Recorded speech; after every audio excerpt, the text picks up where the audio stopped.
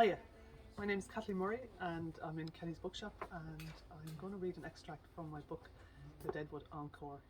So it's about a seventh son of a seventh son, Frank Whelan.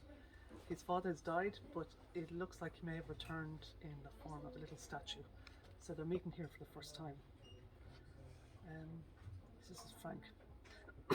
I want to go to sleep, but I'm queer thirsty and the mouth's as dry as a sponge.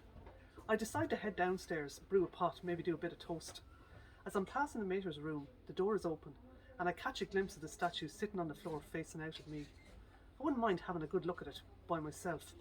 She doesn't even stir when I go in and lift it. Waiting for the kettle to boil, I prop it up on a draining board.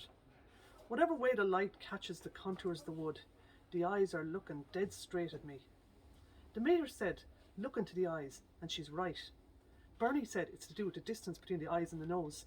Some scientific thing about how we're drawn to look at eyes and mouths.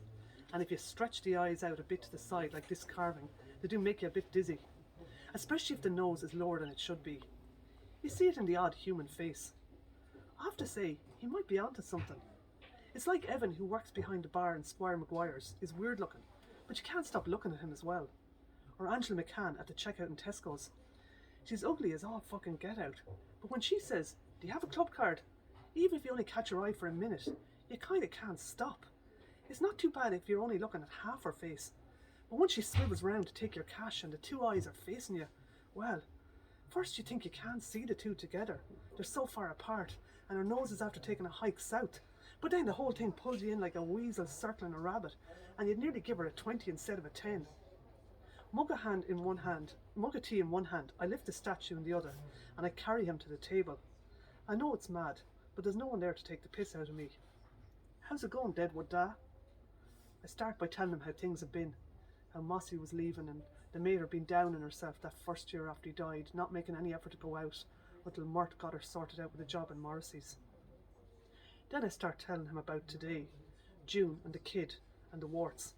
Well, I end up more describing June, how she carries herself. She's a bit standoffish, like she might be stopping herself laughing. Yeah, hopefully not at me. I'd say she's a good laugh. I know he can't move his face, but there's something more alert in it now, the way the Deadwood is facing across to me. The thing is, Da, I wish I could ask her out. I haven't done too well on that front so far. I'm up for shifting, same as any fella, but it starts to get in on me that I'm under a certain obligation to carry on the family tradition and all that. Produce 7 sons. Every time I start getting going with a young one, the thought will come into my head and it wrecks the buzz totally. It's like fucking Rain Man. I start calculating how many years it'll take us to have 7 kids, like ideally 7 sons in a row. And if I had baby girls instead of fellas, like unless we had twins or triplets, I'd be up to me oxters and nappies and shite, and what would that cost? Like, what have we tried using the clot ones from the old days? It's not to be fucking hippies or nothing, but just to save a few bob. Would she go for it? I'm doing the figures in my head trying to make sure I'd have a sound case to put forward. At that stage, though I wouldn't have said nothing out loud, they seem to pick it up off of me, the fact that I don't have the clutch fully engaged. I know I think too much, but when you stop for a sup and you think, she'd have to produce 7 kids, Jesus, you do take a hard look at a girl. And sometimes I'm trying to get a bit of kip at night, and the figures start floating in front of my eyes. I see them, little baldy heads and nappies riding on the back of woolly sheep, bronco style, clearing the gate between one field and the next. I presume that was never an issue for you.